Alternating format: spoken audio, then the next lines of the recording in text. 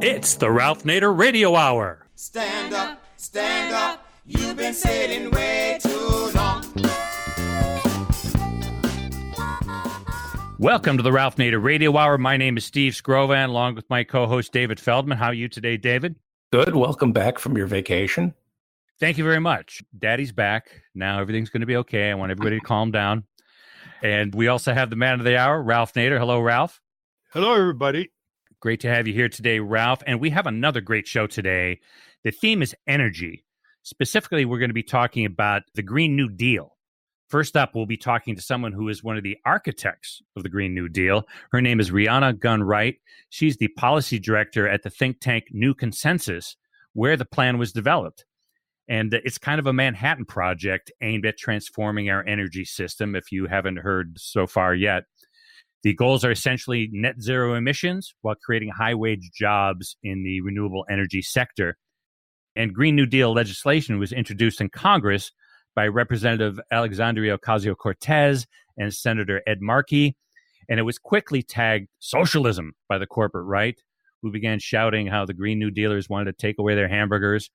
And it was also deemed pie in the sky by corporate Democrats, who worry about, I'm sure, alienating the fossil fuel industry. And what many people don't know or may have forgotten is that Ralph was an essential driver of not only the formation of the EPA. They always give Nixon credit for that. He just signed it because of the public pressure. But he was also behind specifically the Clean Air and Water Acts. So the stakes are even higher now as the climate crisis approaches a point of no return. And we're going to delve into what the Green New Deal really means and how it can be achieved. That's just the first half of the show. We continue on this theme with our second guest, David Freeman. David Freeman was actually our first ever outside guest on the Ralph Nader Radio Hour. We have spoken to Mr. Freeman, who is an expert on all forms of energy generation, having once run the Tennessee Valley Authority. And on this program, we've talked to Mr. Freeman mainly about nuclear power issues. Today, we're going to get his insights into the renewable energy economy and how that fits into the Green New Deal. And this is just me, but it's interesting to note that the Ms. Gunn-Wright is 29 years old and David Freeman is 93 years old. So the problem seems to be all the people in between those two ages. They're the ones with the real power and the ones that we need to convince. And as always, we will cut away for a minute in the middle to catch up with our corporate crime reporter, Russell Mokhiber. But without any further ado, let's take a deep dive into the Green New Deal. David? Rhiana Gunn-Wright is the policy director for New Consensus, a think tank based in Chicago. A Rhodes Scholar, Ms. Gunn-Wright has also worked as a policy analyst for a number of organizations, including the Detroit Health Department, and as a policy intern for First Lady Michelle Obama. At New Consensus, she recently co-authored the research paper entitled The Green New Deal, Mobilizing for a Just, Prosperous, and Sustainable Economy. It was published in January of this year. Welcome to the Ralph Nader Radio Hour, Rhiana Gunn-Wright. Thank you. It's such a pleasure to be here. Welcome indeed, Rhiana. When this resolution on the Green New Deal was introduced by Representative Alexandria Ocasio-Cortez and longtime legislator and progressive Senator Ed Markey, it outlined a 10-year mobilization plan with 5 key pillars.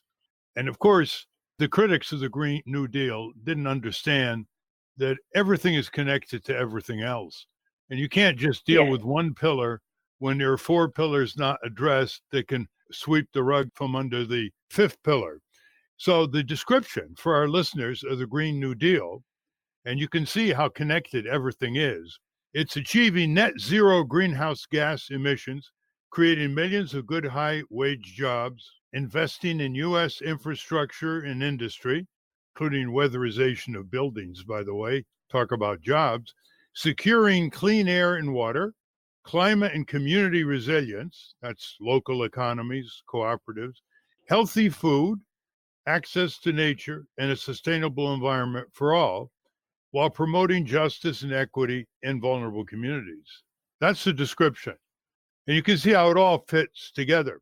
Instead of one little regulation here and one little recycling there, the big picture is now before the American people.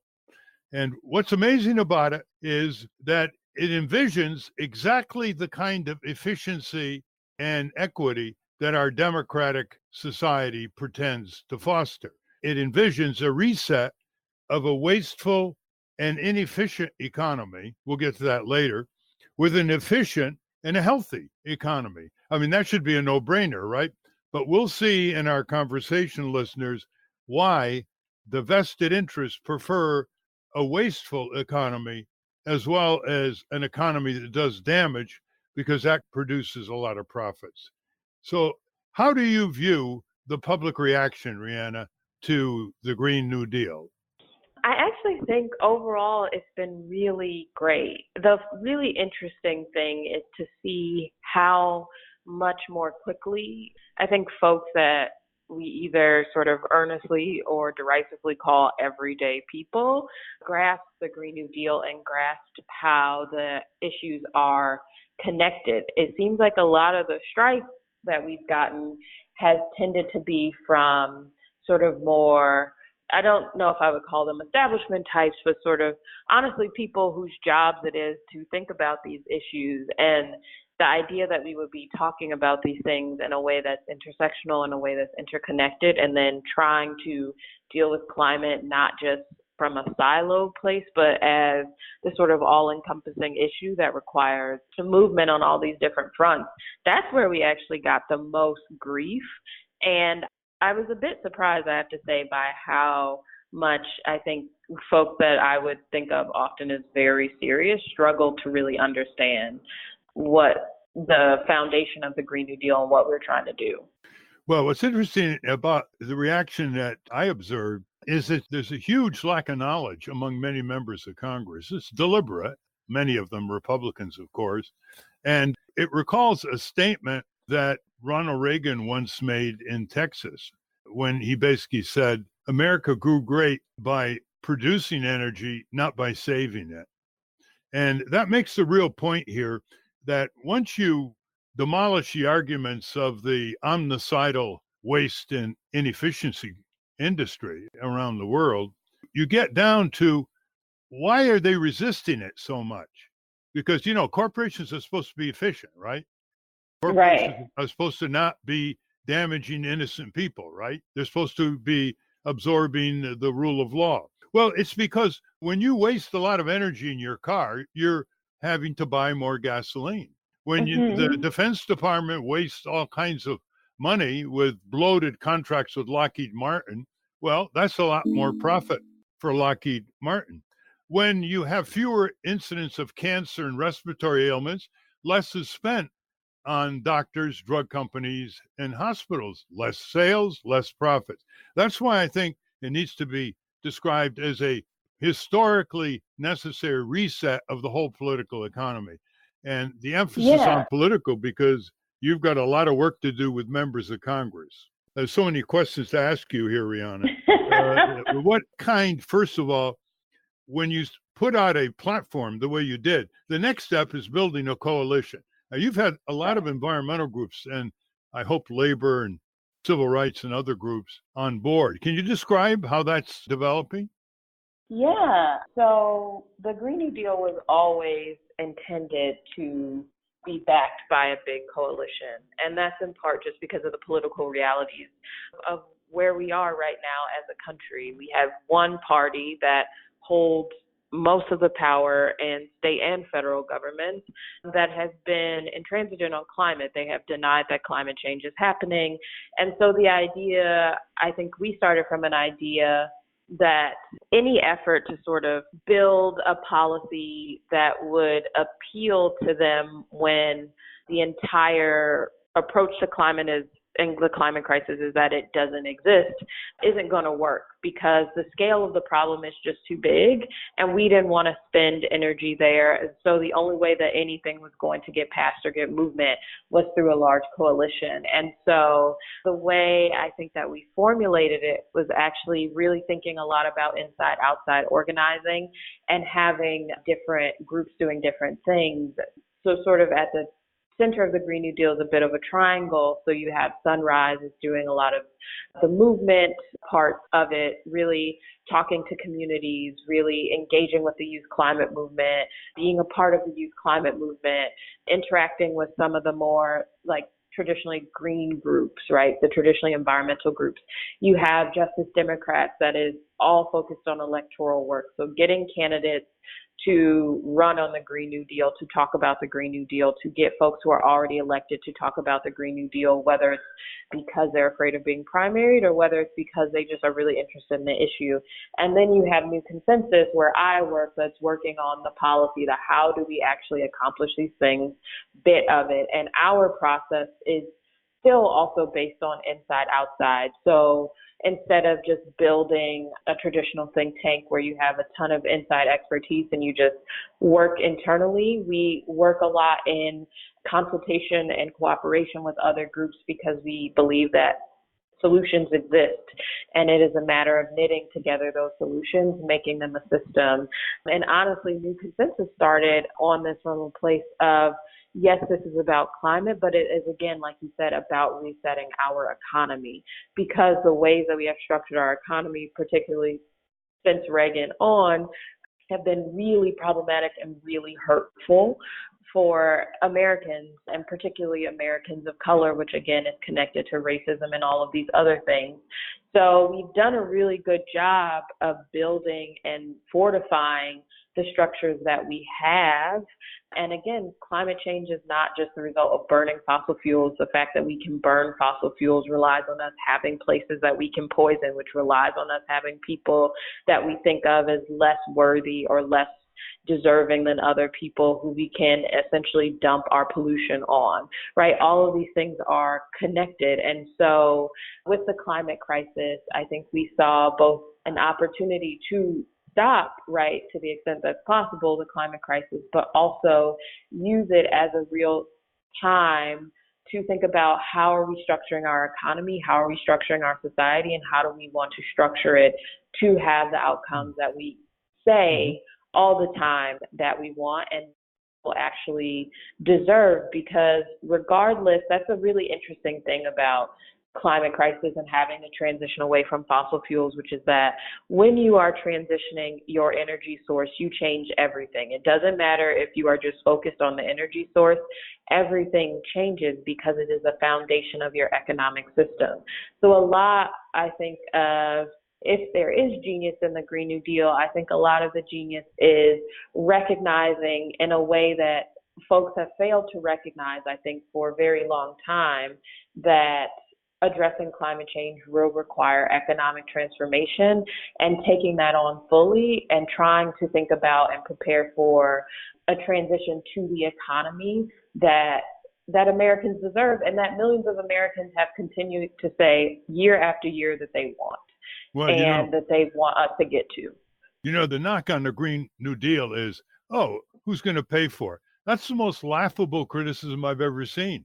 I can tell you 10 ways to pay for it. First of all, you increase the level of taxation of corporations who are registering record profits to the level of the 1960s. If it just goes to the 1960s, which was a prosperous decade, it would be hundreds of billions of dollars a year. That's number one. Number two, you get rid of the hundreds of billions of dollars a year of corporate welfare, what I call corporate socialism. Handouts, giveaways, bailouts. I mean, it's half of what Washington does every day. It's called government guaranteed corporate capitalism. That's the second.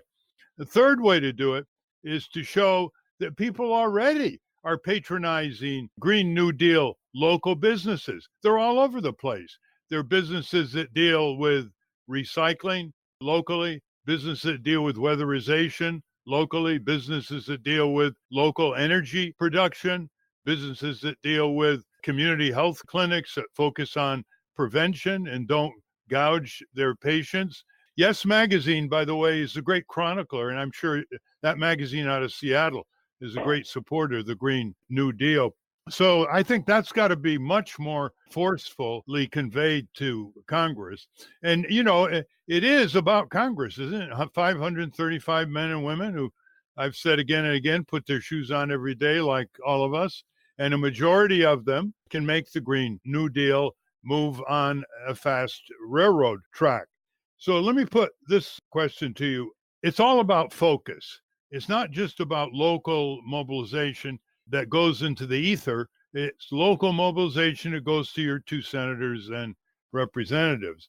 To what extent do you see street rallies? I was just down at Capitol Hill, and there was a big series of police cars escorting a big rally down there on climate disruption. We shouldn't use the word climate change. It's far too benign.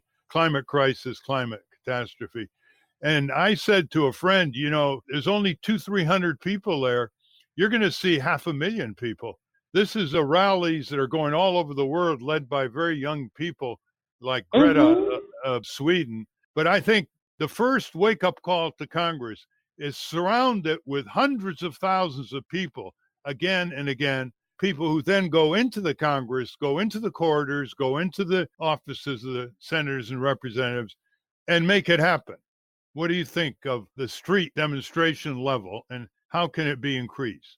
I mean, I think that there have been, like you said, so many powerful and gigantic, honestly, demonstrations about climate across the world and in the U.S. I mean, the climate strikes, the school walkouts were just a couple months ago. And I mean, Sunrise hosted a Road to GND tour where I was in D.C. and there had to be over 500 people there at an event at night on a Sunday. And so direct action, as we've seen, has worked. The reason that the GND catapulted to national attention was a sit-in in Speaker Pelosi's office, right? The reason that the DNC is even talking about hosting a climate debate is, yes, because of public pressure, but it's also because activists from Sunrise slept on the steps of the DNC for 3 nights demanding a debate. So direct action is powerful. And I think that we need more of it, right? The reason we need more people going into offices, we need more people writing, we need more folks in the streets always. But I think part of what we're thinking about with the Green New Deal is also how do we move some of that energy, like you said, again, in Congress? Because I think one of the sad and really sort of troubling things, particularly with this administration, is that they seem pretty immune. And increasingly, I think Congress itself seems particularly immune to like mass action and just really resistant or maybe ignores public pressure. I think Congress, right, and representatives are more movable, and clearly we've shown this, but I think it's interesting that the pressure has largely moved the media conversation and has moved some reps, but hasn't necessarily moved Congress. And I think you don't just see it with the Green New Deal, you see it across the board where you have Medicare for all polling really well, the Green New Deal polling really well, taxing corporations and the uber wealthy really well, but you don't see Congress moving on these things. So I think it also is getting back to, and we are trying to always think about how to navigate what seems to be a growing gap between public sentiment and pressure and the actions of elected officials. Yeah, and the one hearing they had on the Green New Deal, the Democrats in the House, they left the Green New Deal advocates defenseless. I mean, it was attacked mercilessly by the forces of darkness, and it got a bad press. So here's my suggestion. You represent a younger generation, Rhiana, and I've noticed that a lot of people in your age group don't know about the old environmental advocates who can provide incredibly powerful arguments from experience that they've had over the decades. And we're having David Freeman right after we conclude our discussion with you to demonstrate my point. But of course, about Project Drawdown by Paul Hawken, where he has 100 ways to reduce greenhouse gases, 100 ways, and he ranks them. For example, dealing with refrigeration was number one. Of course, planting trees is way up there too. Recent study on that. But I find that all of these efforts just are sort of Lone Ranger efforts. They need to aggregate. The sum is always greater than its parts and much more powerful when it's brought to bear on Congress, one senator at a time, one representative at a time. The most successful citizen lobbies, it's not that we necessarily share their pursuits, the NRA and AIPAC, they don't deal with demonstrations. All they do is personal laser beam lobbyists on the members of Congress by name and their staff. And who's their lawyers? Who's their doctors? Who do they hobnob? Who do they play golf with? And that's what begins to change these users of our constitutional authority, or shall we say, abusers of our constitutional authority.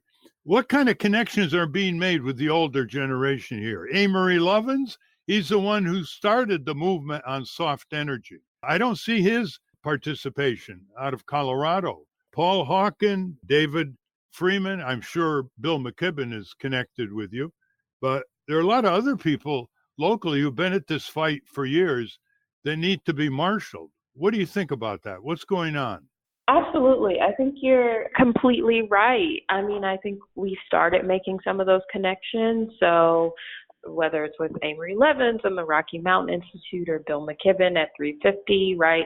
We're having those conversations and we are talking. I think that they definitely could be bigger and more robust and should be, because even though this is largely in the moment right now, sort of seen as, and in lots of ways, is a youth-led fight, this is an intergenerational fight as well, right? The people who have power right now are not young people. And so the people that you need to move are generally not young people when you're talking about who's in power. But also, you know, the climate crisis affects us all. And there, like you said, are a lot of lessons to be learned from fights that were won and fights that were lost that we're still seeking to learn. So I think we are trying to do a much better job of that. I will say that part of it is also that the Green New Deal, and we have spent a lot of time in this sort of element of it, especially at New Consensus, is that the Green New Deal also needs to and needed to attract constituencies that don't consider themselves sort of traditional environmentalists. And we have spent a lot of time on that because, again, we need to be getting people to understand the connections between how the economy works now, how the changes to the climate that we see, and why it matters to them. And so we have actually spent a lot of time talking to, I think, not the usual suspects, whether that's, you know, community and economic development groups, whether that's groups that are involved in immigration, whether that's businesses, folks who are at city and local governments who might not have worked on environment before but are interested in thinking about how the Green New Deal can jumpstart their local economies. So we spent a lot of time there, and I think that has been really valuable. And so I think we spent some time there, and now we are trying to sort of branch out and start to make some more of these intergenerational connections, particularly with traditional environmentalists. What I like about the New Consensus, where you're working and the policy director, we're talking with Rhiana Gunn-Wright, is that the leadership is starting to come from minority groups, from lower income people who, of course, absorb the biggest silent violence of pollution. We call pollution. Right. It's really silent violence. It's killing them. The mortality levels, the worst pollution happens to be where poor people live, where people of color live, where incinerators are and the dumps and everything. And that's called the environmental justice movement. I know your background, Rhiana, has been in addressing the issues of structural poverty and criminal justice, which I call criminal injustice. And it's good that that kind of new energy is what's needed because, you know, ExxonMobil has often hired Black people to become vice presidents as tokens, and the corporate beverage industry has blocked referendum after referendum for recycling bottles or for putting a tax on soft drinks because they marshaled the local organization saying you're just trying to make poor people pay more for a refreshing drink, and they vote against these things. Well, you're going to turn that completely around. And so this is a whole new source of energy that is good. Just let me give you an example. When corporations say they cannot afford a Green New Deal, really? Here's how I answer it. You know, you better convert to conservation of energy, renewable energy, and some of the big companies like Google and others are making an attempt to that, obviously. And I say, you say you don't have money. Oh, but you spent $7 trillion last year on stock buybacks, which didn't convert anything to solar energy or efficiency. It didn't produce any jobs. It didn't do anything but increase your pay. Now, you're going to be under a rule of law that says you're never going to waste the shareholder money and the consumer dollars that represent that $7 trillion. you're going to reset your own corporation so you can obey the life-saving health and safety standards of our society and our world. It's over, corporations. No more stock buybacks. By the way, Rhiana, until 1982, the Securities Exchange Commission banned stock buybacks as being stock manipulation by insiders. And that was what Reagan did. Right. And so we can bring it back. So you can see how all of these arguments put into place, you can't believe the powerful arguments of Amory Lovins against nuclear power and fossil fuels and David Freeman. So this whole effort can accelerate tremendously. And now, before we conclude, first of all, before we get questions from David and Steve, how do people reach you? Oh, so people can reach me on Twitter if they want sort of like real time responses. And my handle is just rguns, RGUNNS. But they can also reach us at New Consensus, info@newconsensus.com. Good. And by the way, all over the world, solar energy and wind power is beating the heck out of new fossil fuel generation of electricity. Yeah. It's cheaper. Absolutely. It's safer. It's more community-based. It's more healthy. It's more conducive to small business. You know, the arguments are overwhelming. And luckily, the corporations are sitting on massive hoards of cash that they don't know what to do with other than to buy back their stock. So turn that one against them. Steve, David, any comments? This is an extraordinary group out of Chicago, the New Consensus. Yeah, it's amazing. I've actually got two questions, Rhiana. One is technical and one is more political. First, the technical one. So aside from the political problems to be solved and the movement building, you wrote a section of the policy paper. What was the thorniest issue you had to resolve in formulating the Green New Deal? Just technically, or maybe it was a problem of how do we communicate this very complicated idea? What was the most difficult problem for you to solve? So I think it was probably twofold. The first is there are sort of so many things that need to happen in an economic transformation. So one of the sticky things was figuring out what are the social elements that are most necessary for the economic mobilization to be successful. And I say that because a lot of people think that the Green New Deal is just like a progressive wish list. So they look at particularly the second half where we outline, like in the resolution where we talk about a jobs guarantee and universal health care, education and training as sort of this just progressive boondoggle. But the truth is those things were chosen because we were trying to think about what are the labor conditions now, how are families set up, how will that change if you enter into a mobilization where ideally you end up with full employment, but even on your way there, what is necessary for people to thrive and how do you structure that equitably, and how can you be thinking about the social safety net that you're building also in terms of reinvesting in communities that have been disinvested in. So basically, right. Policy has disempowered a lot of people. How do you use it to empower them? And so that comes down to sort of how do you turn income into wealth if you're trying to deal with the racial wealth gap. So that was sticky. And then I'll say the other thing that was sticky was sequencing.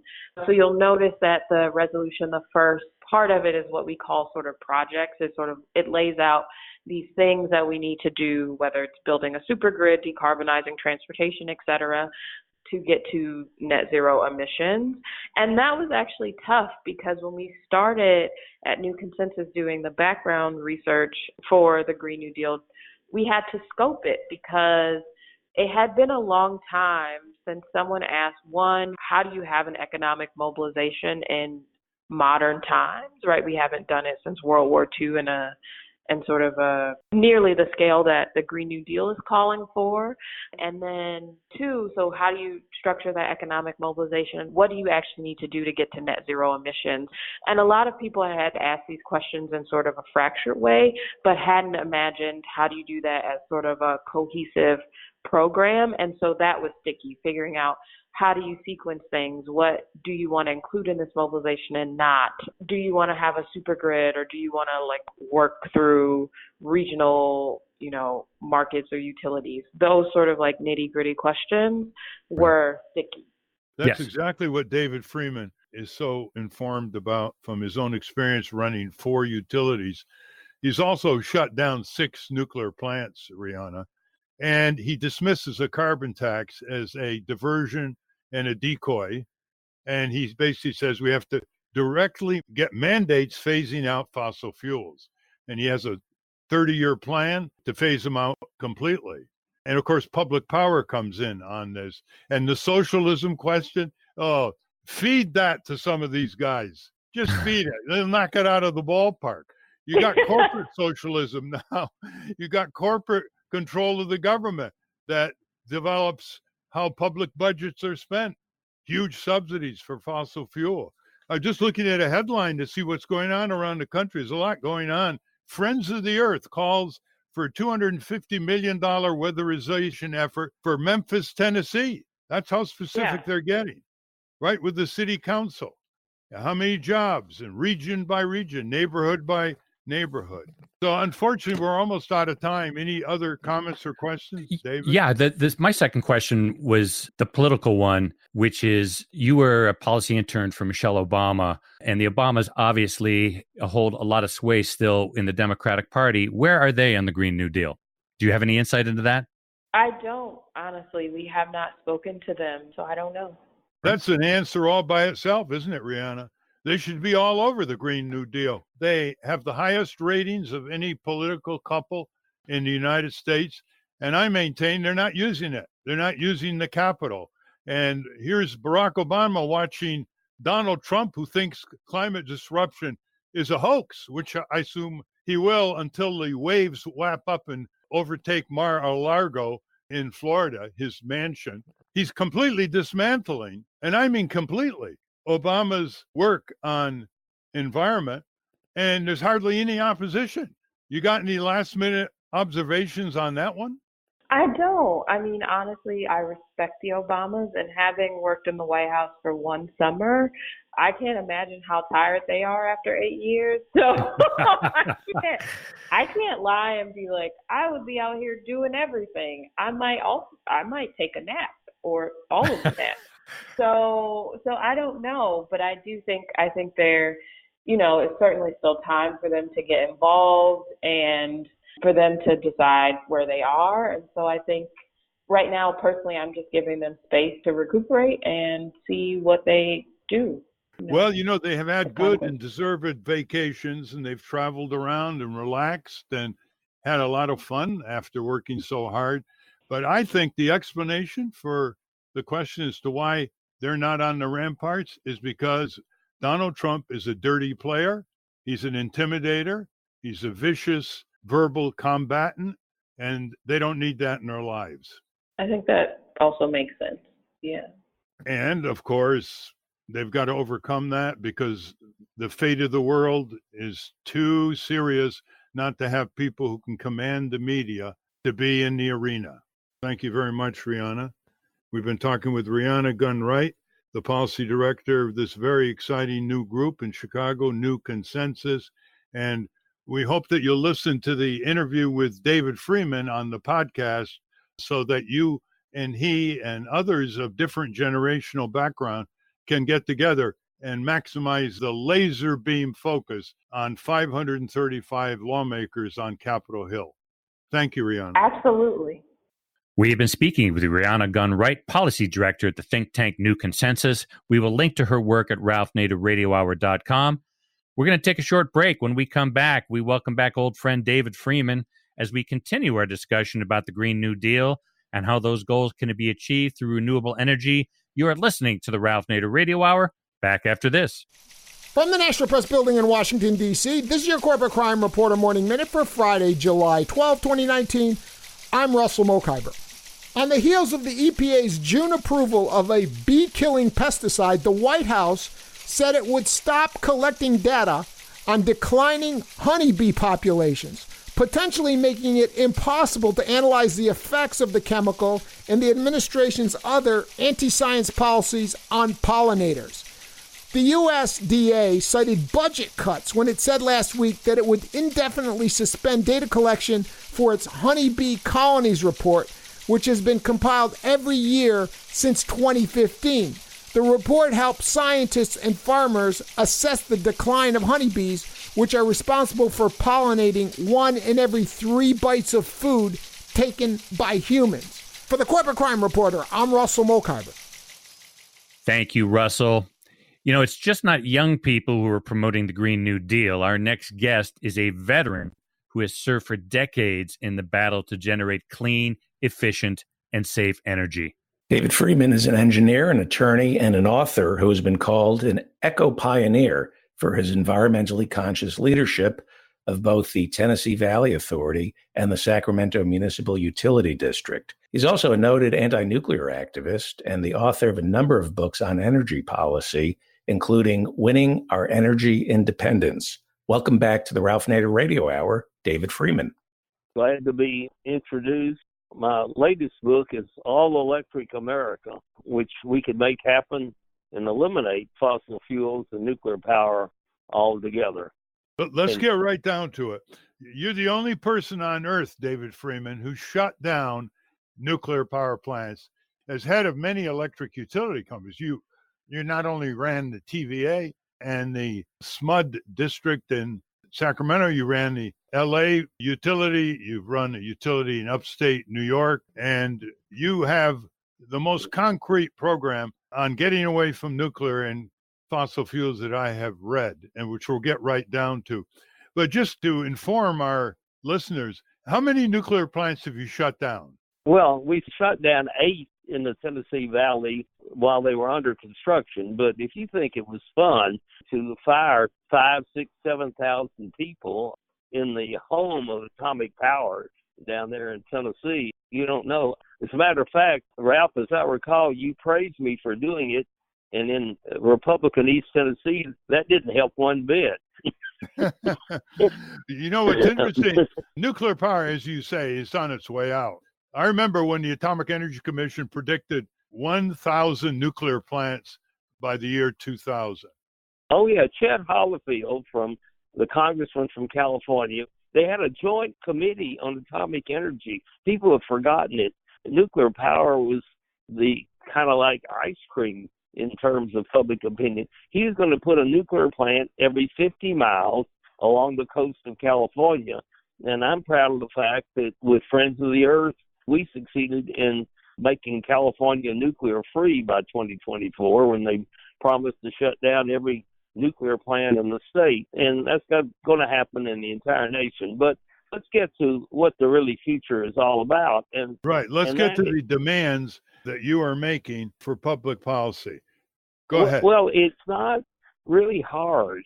If something is poisoning life on Earth, like fossil fuels and nuclear power, in this country we have a culture of outlawing something that's poison. And so I'm just proposing simple, straightforward laws that would say, given a few years of lead time, we cut back fossil fuel consumption 5% a year starting now. We tell the automobile industry they've got a couple of years to retool and start making only zero-emission cars. And we tell every household that within a certain amount of time, they've got to retrofit and stop using fossil fuels for heating and substitute heat pumps. We can have a all renewable electric America. And the beautiful thing about it is it's cheaper. You don't need to be an economist to figure this thing out. If the fuel is free, like solar and wind and storage, then it's just a matter of capital. Capital has never been cheaper than it is nowadays. So investments in solar and wind will be inflation-proof and over time much lower. In addition to that, an electric car is 99% efficient. In the internal combustion engine, I don't know, maybe 35% efficient. So the switch to clean energy is a giant step forward in efficiency, and over time will actually reduce the total cost of energy. And then if you want energy independence, there's nothing more homegrown than our own sun and wind. And we won't have to go to war in the Middle East worrying about oil. and just as a side benefit, the air in the cities will finally be clean, and we can stop drilling anywhere, including in the Arctic, where we're messing things up something awful. So the benefits of doing this are so enormous. The cost, it's like taking out an insurance policy, and where instead of paying a premium, you get a dividend every year. Well, the bad news is that the Florida electric utilities, private corporations, want to control solar energy and want to block people by burdening homeowners from putting the solar panels on. So Florida is like lagging behind 13 states in solar energy. You've pointed out that solar energy and wind power is winning all over the world on the basis of cost. It is undercutting fossil fuels and nuclear power big time. So tell us what's going on in Memphis, Tennessee. Well, the Friends of the Earth, I'm volunteering with Friends of the Earth these days, and we launched a campaign last Saturday in Memphis, Tennessee, for a massive efficiency program starting with the low-income people. People don't realize that Memphis, Tennessee, in the Tennessee Valley, served by TVA, has got the worst energy burden of any city in the country. 25% of the citizens of Memphis pay 25% of their after-tax income on their utility bill. It's a function of the fact that TVA's rates have gone up as they wasted money on nuclear power plants that they couldn't finish and coal plants that are woefully inefficient.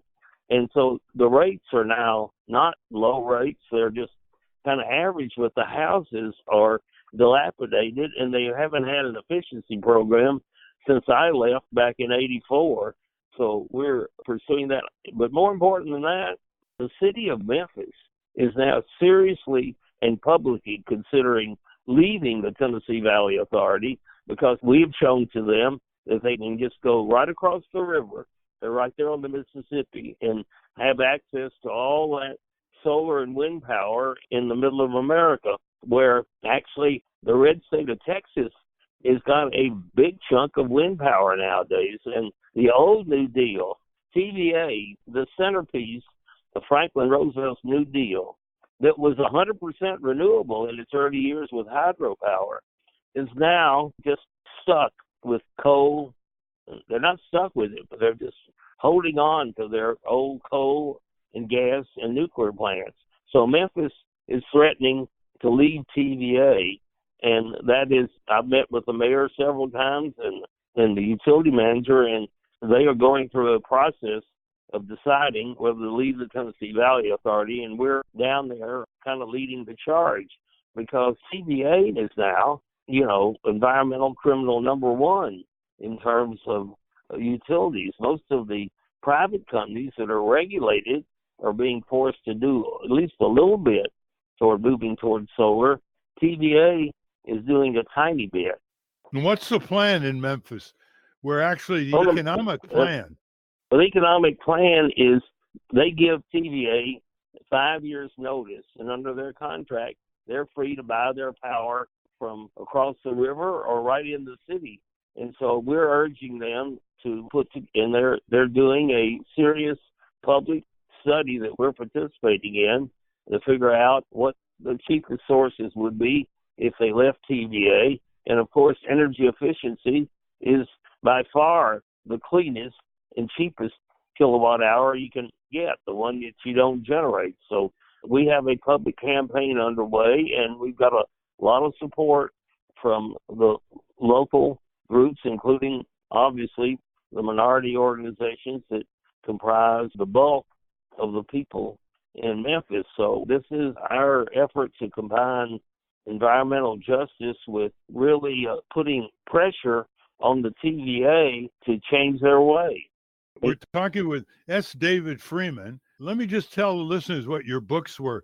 By the way, David Freeman is advisor of presidents going back to Jimmy Carter, advisor of governors from Jerry Brown to Mario Cuomo in New York.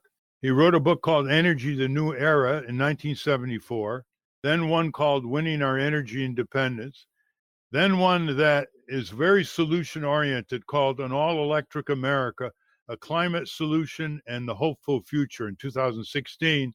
And then one of my favorites, his autobiography called The Green Cowboy.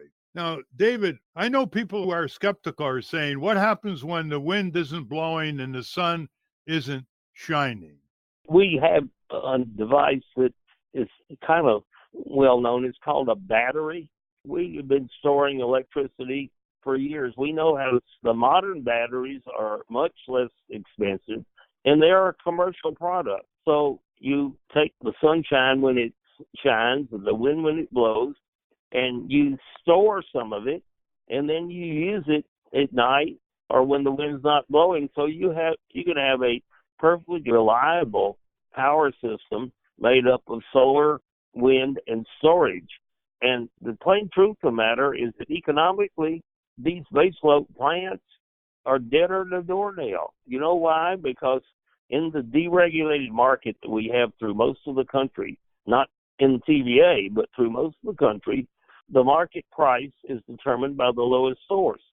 So when the sun does shine, and it's a lot of hours, and when the wind does blow, the marginal cost is zero because there's no fuel cost.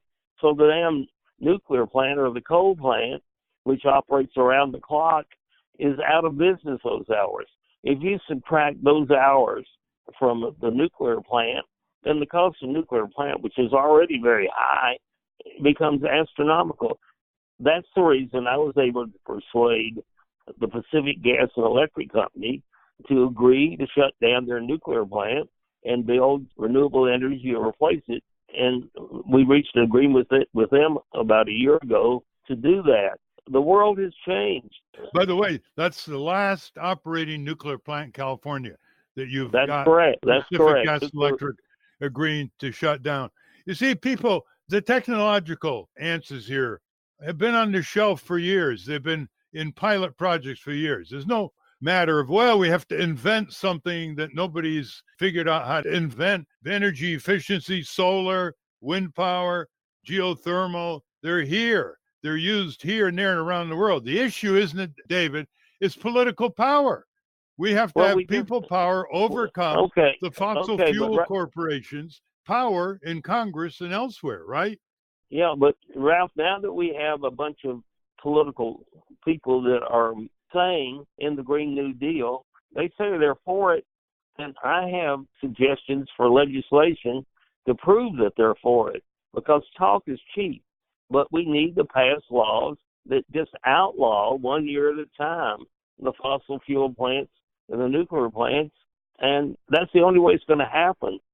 You know, attack on energy is, at this stage of the game, a nudge. It's a nudge people. Maybe if you really want to, maybe you'll do a little bit more clean. It's way too late for that. You know, I divide the world, Ralph, into two categories now. I'll leave you out of it, but there are the dumb deniers of climate, and then there are the intelligent deniers. They are the folks that can make a good speech about how horrible the climate crisis is, and then propose absolutely nothing that is going to make that Mother Nature will notice. I mean, all these things that we've been doing in the past that seem so brave are just not enough now. Sure, we should get Harvard to divest from investing in fossil fuels. Of course we should. But that is totally insufficient right now. We need to be talking of passing a law saying effective very, very soon, Detroit can make only zero-emission cars. I mean, when Pearl Harbor hit us, and I was alive then, we didn't diddle around. We told the automobile industry to stop making cars altogether. We ordered them to, and they started making tanks and airplanes, and we won the war. We don't need to do anything that dramatic now. We just need to get them to start mass producing a different kind of car that they're advertising already. We're talking with David Freeman. Apropos a previous program, which I described as the worst is first and the best is last. Listen to this, listeners. Have you been invited to testify before Congress in the last few years? Have you been on national TV, NPR, and PBS? That's David Freeman. You only know more about energy as a lawyer, engineer. You've run electric utilities. You've written studies. You've advised politicians at high levels. You only know more about energy than any of these people are called up on Capitol Hill, bloviating on the behalf of Exxon Mobil or Peabody Coal or whoever's paying their freight these days. Have you been invited to testify? Have you been on national TV and radio? I'm still hoping for an invitation. There I you might are. get one. Bernie quoted from my book on Facebook yesterday. Well, there's presidential candidates who are very congenial to your message. They're going to be talking all over the country on their campaigns, Elizabeth Warren, Bernie Sanders, and others. So we're making headway there. And, of course, some of them are in the Congress. And when they go back... But, Ralph, not any of them have come out in plain English and talked about the need to mandate laws to outlaw this stuff. Yeah, you're right. They're talking about a carbon tax, which is a decoy, right? Yeah, and so I label them as part of the intelligent deniers. But we need someone that, if we don't propose laws to outlaw this stuff during the campaign, we're not going to have them in 2021, even if we win. And we went through 8 years of doing nothing with Obama on this issue. David, what do you think of the Green New Deal and the young people that are mobilizing and marching all over the world, calling for an end to fossil fuels and solar energy and wind power?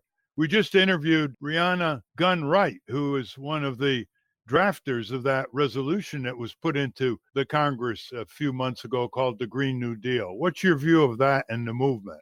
Well, I think they've done more to raise discussion of this issue than I have in 40 years. So my cowboy hat is off to them. And actually, I have a meeting with Rhiana next week, and I'm going to try to talk her and AOC into coming out and talking about mandates, because there's no point. I am the old New Deal.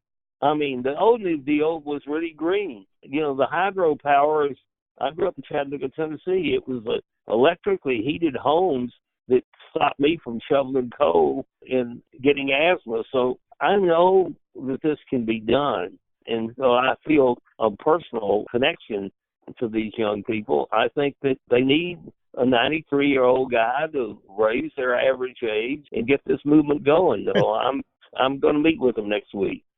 Well, that's very encouraging.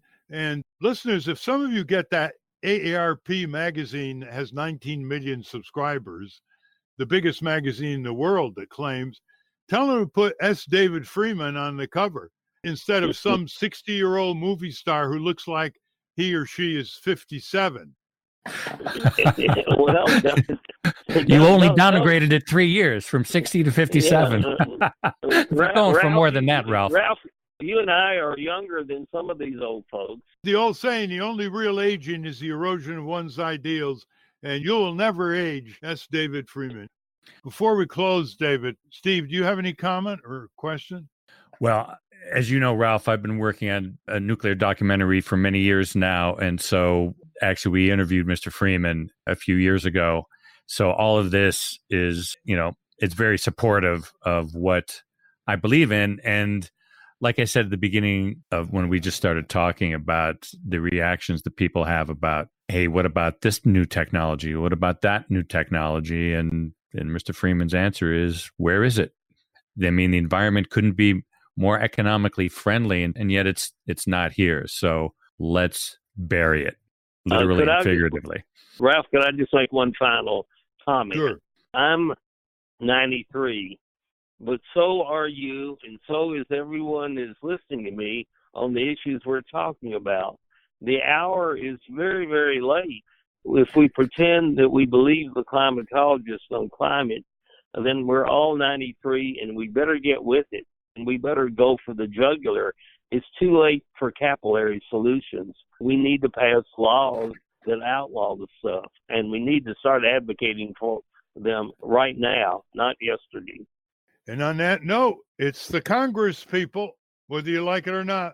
The mandates will come from the Congress if you mandate your senators and representatives to do the job to save the country, the planet, for future generations. That is not an understatement. Thank you very much, S. David Freeman, for your decades of work, and to be continued on future shows. Well, thank you for having me. We have been speaking with the Green Cowboy, S. David Freeman. We will link to his work at ralphnaderradiohour.com. I want to thank our guests again, Rhiana Gunn-Wright and, of course, David Freeman. For those of you listening on the radio, that's our show. For you podcast listeners, stay tuned for some bonus material we call the Wrap-Up. The transcript of the show will appear on the Ralph Nader Radio Hour website soon after the episode is posted. Subscribe to us on our Ralph Nader Radio Hour YouTube channel. And for Ralph's weekly column, it's free. Go to nader.org and have it delivered directly into your inbox. For more from Russell Mokhiber, go to corporatecrimereporter.com. And Ralph's new books are The Fable, How the Rats Reformed the Congress. To acquire a copy of that, go to ratsreformcongress.org. And To the Ramparts, How Bush and Obama Paved the Way for the Trump Presidency and Why It Isn't Too Late to Reverse Course. We will link to that also. The producers of the Ralph Nader Radio Hour are Jimmy Lee Wirt and Matthew Marin. Our executive producer is Alan Minsky. Our theme music, Stand Up, Rise Up, was written and performed by Kemp Harris. Our proofreader is Elizabeth Solomon. Join us next week on the Ralph Nader Radio Hour. Thank you, Ralph. Thank you, everybody, and I hope this program helped connect the two generations of Rhiana and David on the Green New Deal. Hi, this is Jimmy Lee Wirt, producer of the Ralph Nader Radio Hour, and welcome to the Wrap-Up. On today's Wrap-Up, David and Ralph continue their discussion with S. David Freeman about nuclear power. And then David asks Ralph a question about the Democratic candidates. Okay, now we just got a little bit more time for the wrap-up, David Freeman. So Steve Scorman and David Feldman may have some comments or suggestions. Have you had a chance to see Chernobyl yet? Yes, I was there in 91. It's the 5th year anniversary. I still remember seeing a sign with the name of dead villages on it. I went out into the area that was contaminated, and it was the most eerie feeling I ever had. I spoke to a bunch of people who used to live there, and they broke down in tears when I told them that solar power was a real good, viable option. People have no idea of the damage that Chernobyl did. There were 500,000 people that got contaminated by trying to fly over the place and work there during the time. And the amount of cancers that were created, you can't count them. Here is the problem about getting across to modern-day environmentalists who seem to think because nuclear power doesn't generate carbon when it's emitted, radiation is invisible, and there is no threshold, and the cancers come not immediately but later in life. And if you really want to know what nuclear power can do, you go to Kiev, and you find that there is an organization called Mothers of 86 who are still struggling with their children who were exposed to massive cases of cancer because the Soviet Union didn't tell them about it. And they had a May Day parade on May 1st. The accident occurred on April 26th. And people were just contaminated. And I think that the Soviet Union broke up in large part because of the anger and the people of Ukraine. I saw it in their eyes on the 5th year anniversary. They were still just very angry because it was people from Moscow that came down and conducted an experiment that ended up in the accident. There were no containment vessels on that nuclear plant in Chernobyl. It is an accident that just continues, and the land is still deader than a doornail, and people that go out there, some old folks that didn't leave, are just getting contaminated. I mean, it was going and seeing Chernobyl, frankly. I mean, I did a lot in shutting down power plants at the TVA area, but I had a non-emotional reason. It was they were costing too much, and the costs were just running away, and I was concerned. But it was only after I visited Chernobyl that I realized that this is the deadliest thing on Earth, and it still is. More so than Fukushima? Oh, yeah. And Alvin Weinberg, who was a great nuclear expert at Oak Ridge, told me, he says, there'll be a nuclear accident about every 20 years if we keep this up. And it turned out he was right, but hopefully we're not keeping it up. and the fight Is goes on. Fukushima still? Did they get their arms around Fukushima, or is that still going? Oh, it's still going. I mean, it's still pouring. We're pouring contaminated radioactive water into the ocean every day in large quantities. And people have no real idea of how bad nuclear power is. And of course, the immoral thing is that as we continue to operate a nuclear plant, we are generating spent fuel, is what they call it, but it is radioactive trash that is piling up because there's no safe place to put it. So we're leaving that legacy forever. And the only cure is what I call birth control. Stop making it. That seems to be lost on these carbon-only environmentalists that are going along with even subsidizing old nuclear power plants because they're carbon-free, supposedly. Listen to you, David, makes me think of Congress as some giant glob with its head in the sand and its pockets bulging out, receiving cash from all these fossil fuel and nuclear power. I mean, you make the point. This is poisoning the earth. It's poisoning people. It should be prevented. And Congress has got to be the one to do it. And we've got to be the one to make Congress do it. Does anybody even know about the Price-Anderson Act? That the federal government is the one that is taking out the insurance policy. If a big accident happens, the taxpayers are going to pay for it. The people are going to pay for it, not the nuclear industry that is so proud to claim how safe it is. If it's all that damn safe, why don't we just all join in repealing the Price-Anderson Act? And that's not even being discussed anymore. Yes, without the Price-Anderson Act, which put the burden on the government in case of a nuclear power plant disaster and took it away from the electric company or whatever caused it in terms of liability costs. Without the Price-Anderson Act, there wouldn't have been a nuclear power industry. Corporate socialism again, government guaranteed corporate socialism again. Wall Street didn't want to lend the utilities anything for nuclear power unless it had the Price-Anderson Act. Yeah, but Ralph, I think we can't let the environmental community off the hook. These environmental agencies that people look to have forgotten about the dangers of nuclear power. And there is no serious anti-nuclear movement in America today. There are a few of us that kind of know the subject because we've been around a while. But the people that the newspapers quote, the big environmental organizations, and there's so many of them that I can't name them all, they are not anti-nuclear advocates. In fact, many of them are going along with subsidy programs to keep what I call dead nukes alive a bit longer because of their feeling that they don't emit carbon. So, it's like if a guy is not shooting you one way, he's okay, just even though he might be shooting you with another gun. I don't know. I don't understand the logic of it, but that's what's happening in America today. So it's not just the industry which is doing its job of funding members of Congress. There is no active movement. When is the last time you heard an environmental organization advocate repealing the Price-Anderson Act? I can't remember when.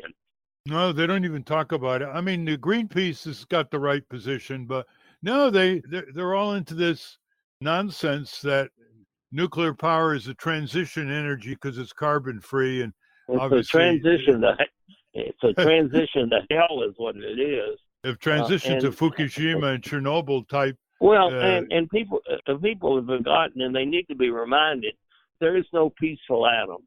The road to a bomb is a nuclear power plant. Why in the name of common sense do they not think that North Korea and everybody else wants a nuclear plant? It's because that's how you learn how to enrich uranium and how you make a bomb. And we wouldn't be in this proliferation mess if we hadn't gone all over the world and promised people a nuclear power plant. And we ought to be advocating to change that law. We ought to be offering solar and wind. But we had 8 years of Democratic rule that didn't do anything about that at all. So, Listeners, there are the intelligent deniers and the dumb deniers, and they're all denying. And our listeners who are going to put the arm on the senators and representatives when they come back for the August recess and try to sweet talk you, just tell them to get David Freeman on Capitol Hill testifying for the House and Senate and the television cameras. Crazy that it's taken this long. They can push for hearings. Yeah, I'm also meeting with Mike Levin, a congressman from California, who seems open. He's on the right committee. I'm going to try to get him to talk to AOC, and maybe he can get me as a witness. Yeah. I tried to, through a friend that knows Pelosi real well. She wasn't even interested in talking to me. And she's very cool to the whole Green New Deal. Yeah. Yeah, she calls it the Green New Deal or something.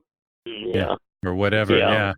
It's unbelievable what's going on. Steve and David Feldman, you think I've been understating the situation? Just look what Dave Freeman has just told us. Right. This is an omnicidal Congress run by a maniacal omnicidal president. But you see, we shouldn't let the Democrats off the hook. That's right. They have the House now. They could be holding hearings. They could be introducing legislation. Not a single one of them has got the guts to introduce a bill that will really piss off the automobile industry and the fossil fuel industry. But I'm going to find out. Levin is talking a good game on the telephone. I'm going to meet with him next week. I have an appointment with him, and I'm going to find out if he'll introduce. I've got a long list of mandates that much longer than what I had a few months ago, and I'm going to lay it out and find out whether these guys are just yakking or not. I don't think. I mean, Levin is a young guy. He knows that we shut down San Onofre. He's from that area, and he can either introduce this stuff or I'm going to blast him.